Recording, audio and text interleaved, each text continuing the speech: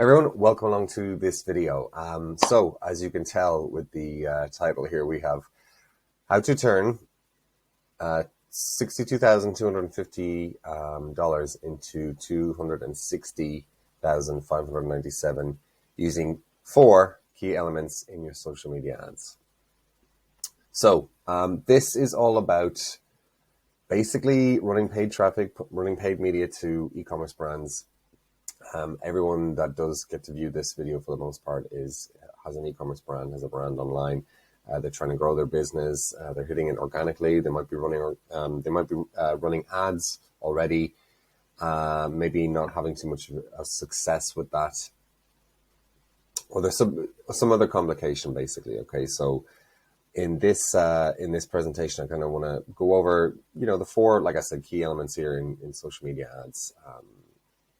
To basically combat certain things where like I said, people do have a struggle with, and to try and kind of just show you what we look at and what we feel is important in order for success to happen.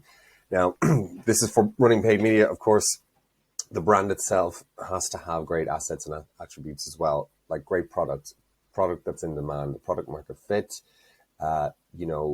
They are highly important. Like a really good sales funnel as well. What I mean by that is that your website has to load fast. It has to be trustworthy. It has to give a good user experience. As people move down further the sales funnel, when they add to cart, initiate checkout, all that kind of good stuff, browsing product, all that kind of good stuff. That has to be a good experience, and there has to be less friction and more ease of use and easier to shop, easier to convert shoppers basically. Okay, so that's what I'm talking about when it comes to a sales funnel. But let's just dive in, guys, because I want to get through this because I feel this is important. So what I'm going to do is I don't want my head getting in the way of the content here, so I'm going to take my my head off here and we'll just talk you through this. So let's talk about e-commerce sales funnel at the end of the day. Okay, so we see e-commerce or any kind of business really as you have a funnel. Okay, so you have people who are not really aware of you, people who are quite warm with you, and people who are very familiar with you and have probably purchased with you before or have a very high intention of making a purchase with you. Okay, so what you want to be doing is funneling people into your funnel and nurturing them further down your sales process until they actually convert and then even repeat purchase again. Okay, so top of funnel. These are cold audiences that have never heard of your brand before. Okay, these people see your ads for the first time online, and this it doesn't just kind of work with, or it doesn't just apply, should I say, to the likes of Facebook, Instagram, TikTok, Snapchat. This is Google as well. This is Google search, Google's display network, YouTube. Okay, you can apply this funnel to all sorts of traffic platforms, but the principles kind of apply. The same principles apply. So, like I said, these people see your ads for the first time, and this marks the beginning of indoctrinating them into your brand's values and solutions. Okay, so in this campaign, you should only be targeting cold audiences, so behavioral-based interests, lookalikes, demographics, that kind of thing. And there are various sort of messages to test in your top of funnel. One way of doing this is to call out a problem, agitate it by using pain, and call out the solution. Okay. Top of funnel is about brand awareness at the end of the day, and it's about engaging these cold audiences to click the ad and visit the actual site. Okay. Top of funnel does convert the least in terms of sales because there is a know, like, and trust factor that needs to be nurtured, and that's achieved further down the sales process. So it's like anything. For the very most part, you probably find yourself in a situation where you come across an offer, but you wouldn't have purchased it straight off the bat because there's a bit of, you want to understand who you're dealing with. There's a bit of trust factor coming into play. Credibility, all that kind of good stuff. So you don't really purchase unless it's literally a no-brain offer where it's a free trial or something like that. Okay, so the risk to reward ratio is very low. So middle of funnel. So these audiences are a little warmed up at this point. Okay, in your middle of funnel, and they're familiar with your brand, understand the value you deliver, and engage with the likes of your social media profiles and even viewed pages on your website. They are continually indoctrinated with your brand's content on social media via the stories, posts, viewed videos, that kind of thing. And they're a good audience to use when advertising an offer, as they convert well due to the familiarity they have with your brand, essentially, okay? And then my favorite part of the funnel, which is the guys that are showing real intent on purchase, is the bottom of funnel, okay? And these audiences are the best for converting within the sales funnel, as mentioned. They have gone as far as visiting products on your website, added items to cart, initiated checkout, made a purchase, and even repeat purchases as well, okay? So these guys are your most valuable audience in the funnel, as they show real intent on becoming a customer based on their behavior. Now, let's look at ways, that's kind of one pillar. This is another one. Obviously, you need to be targeting the right people, okay, with the right offers, the right ads, creators, that kind of thing. But audiences are important, okay? So let's talk about a couple of 2 or 3 audiences here where you can use to target on the likes of your Facebook, Instagram, and either other traffic platforms too, of course, like I said. But purchase event. So target your customers to promote repeat purchases and to increase long-term customer value. So every time you run a promotion, like a sale, you should be targeting your recent past customers. These are the guys that have purchased from you already, okay? And they like, and if they like your product, they already have this sort of like and trust factor, as we spoke about in the previous slide. So you're very likely to sort of, or they're very likely to sort of purchase from you again. So it's a great way to get some kind of cheap conversions and increase the actual lifetime value of the customer as well, okay?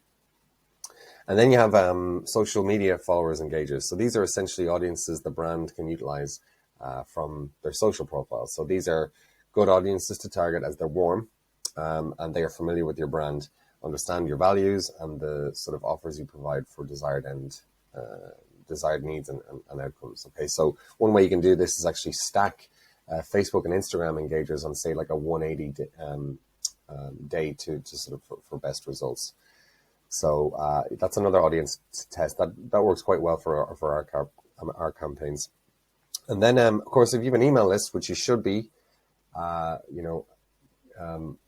developing from day one, really, is an email list. But you'll separate this down into buyers and non-buyers. So your customer list, okay, is a great audience to target, as they are essentially customers that have bought from you in the past. So they've experienced the customer journey with your brand and actually went ahead and bought something from you. So they are a much easier audience to segment to convert into sales. As opposed to the cold audience entering the sales funnel for the first time. Okay, so again, it's very much we've purchased from you before, we went through your experience, we like your product does what it says on the tin, it gave us a desired outcome, it solved a problem.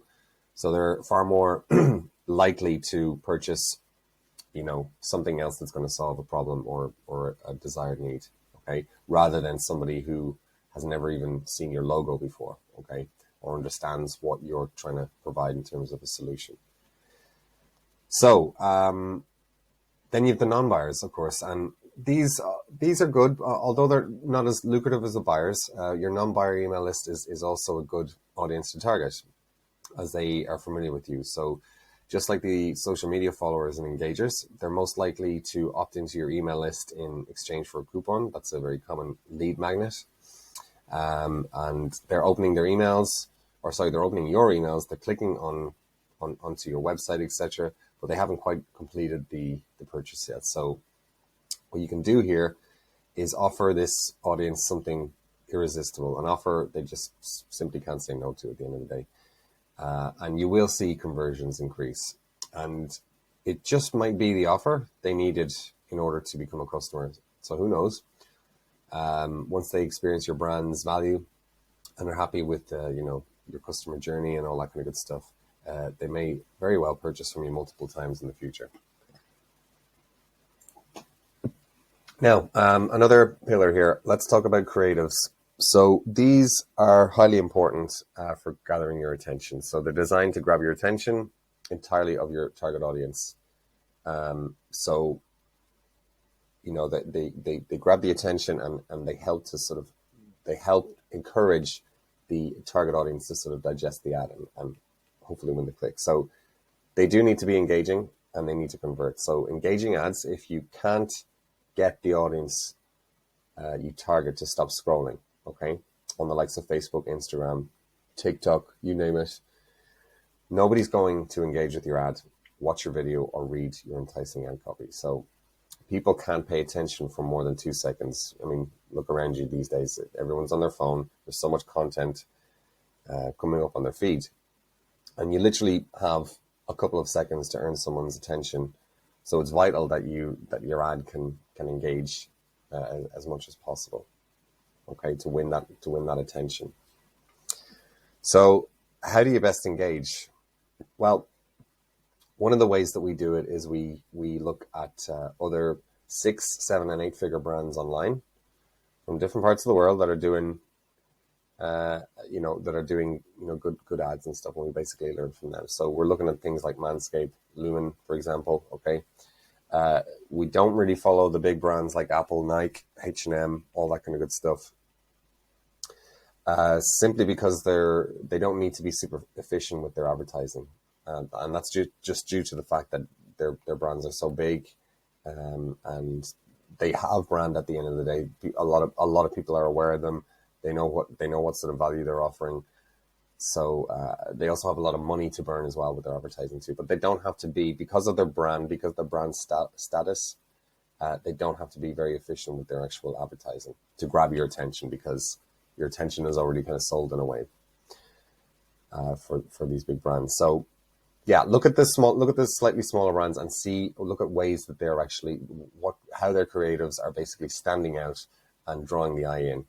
Okay, so some of the ideas we implement to engage our audience with creatives. So we run headlines at the front of the video. So let's say we're running a video ad and we run headlines, subtitles almost, with the short clip of the video, and that's unique and relevant to the actual product. So it's a moving kind of part in the ad, which would draw the eye in anyway, and garner attention. So, you know, you can even like things like asking a question, calling out your target audience is usually, you know, good practice also, just to sort of draw that eye in to win that engagement. And colors are important too. They help to stimulate the audience, along with sort of animation. Sound as well is very important, and the sort of story flow as well. Okay, so it's all about gathering the attention. Now, of course, the creative gets the attention of your audience. The ad copy sells them and converts them. Okay, well, they're a bit of both, but the ad copy, the creative is there to sort of, like I said before, grab the attention, but the ad copy then is to sort of like talk to them. Okay, and there's various ways of doing this. We'll speak about a few of them here. You can do this in story form copy. So this is in the top of funnel. So the story form copy is the type of copy where people read it, okay, and are engaged in a story where the product is sort of incorporated indirectly. So you're selling the product indirectly through stories.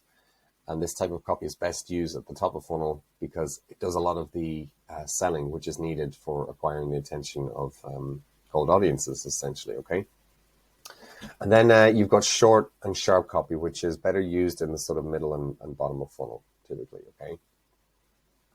This type of copy follows the same kind of characteristics as benefit 1, 2, 3. That's another type of copy that we use.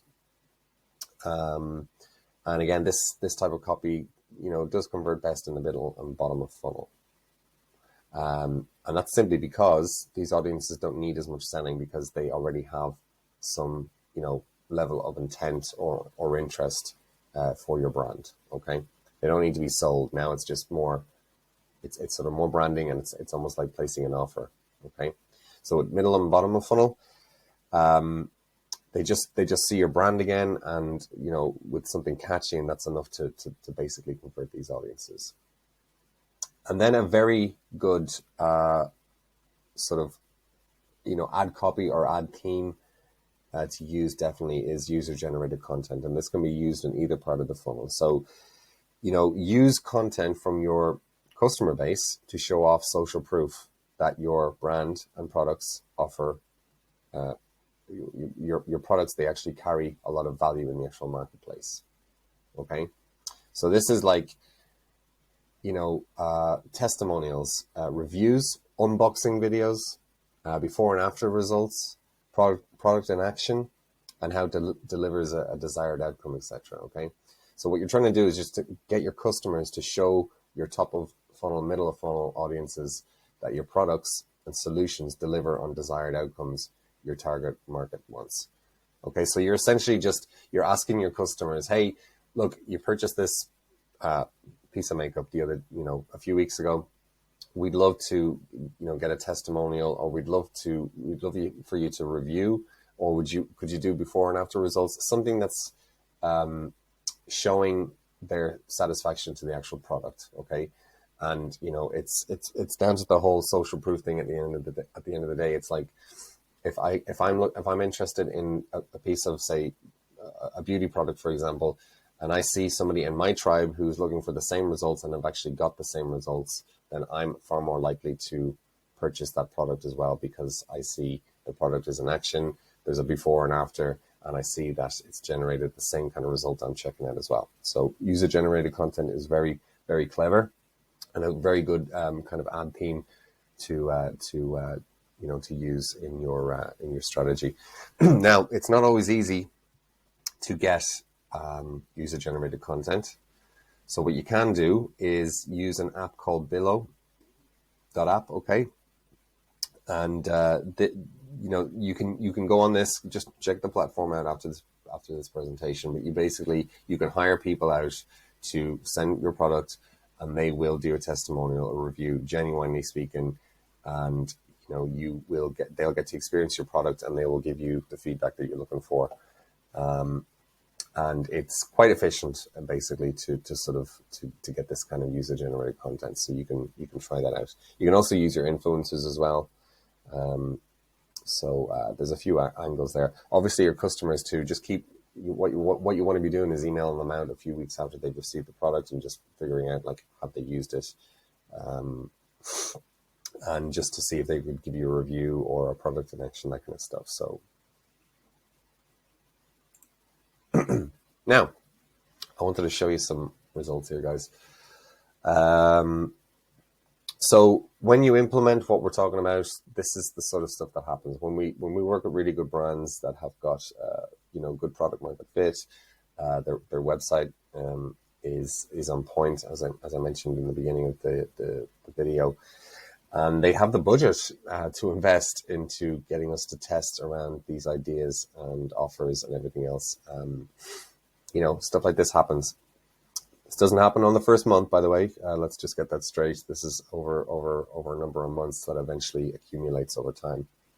And this is just 1 month here, where we spent this month $62,255.73, brought in $260,597. With a return on ad spend of 4.19. Okay, so you can see here how we sort of break things down. You can see top of funnel campaigns here, middle of funnel campaigns. Okay, top of funnel. We talked about the lookalike audiences. We're talking about the testimonials here, the user generated content. I've brought in like what was that? A 4.34 ROAS. Okay. We're looking at past buyers here, for example, okay, guys that have already purchased from you in the past, of course, and you kind of resell or upsell them to them again, and that got a 6.5. Not surprising. If people like the product and they've purchased from you in the past and they like the product, and you offer something that is going to deliver another solution for them, well, they've already went down your sales funnel and are happy, so they're more likely to buy from you again, because they know, like, and trust, and they know that you can deliver a need, a want, a desire that they have. Okay, so that's a good ROAS there.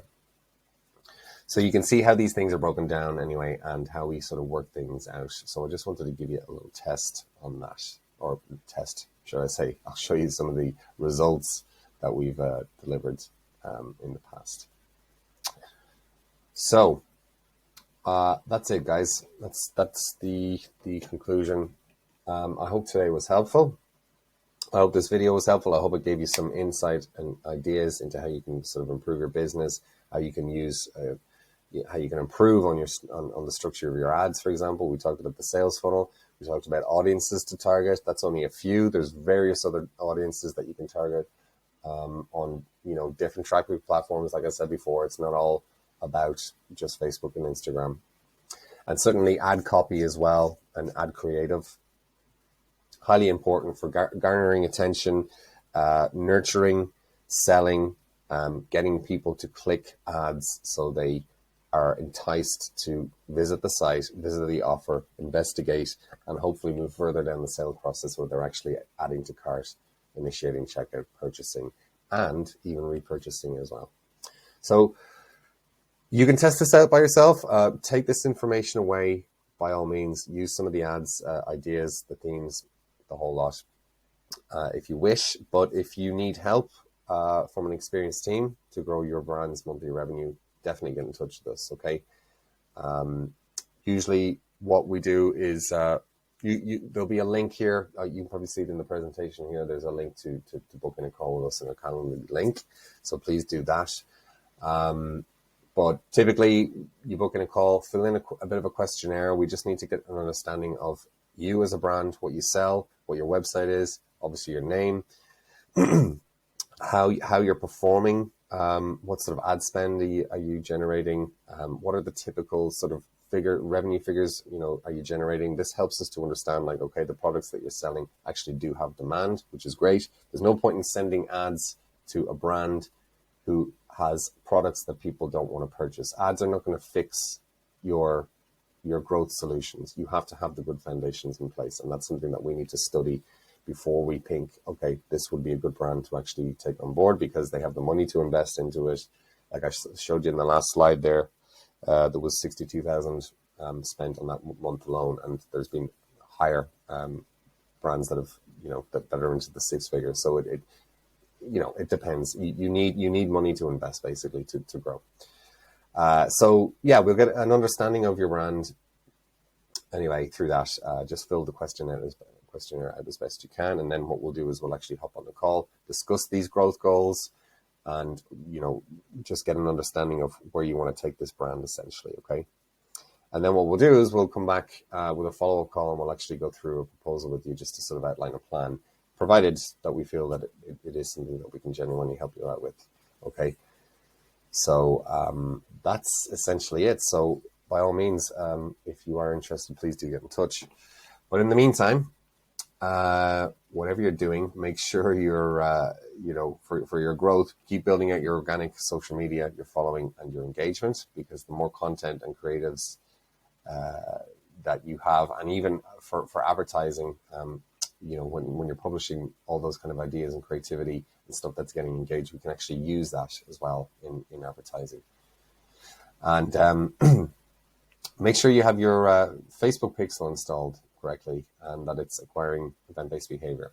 Okay, so you want to be kind of making sure that there's other traffic platform pixels installed as well.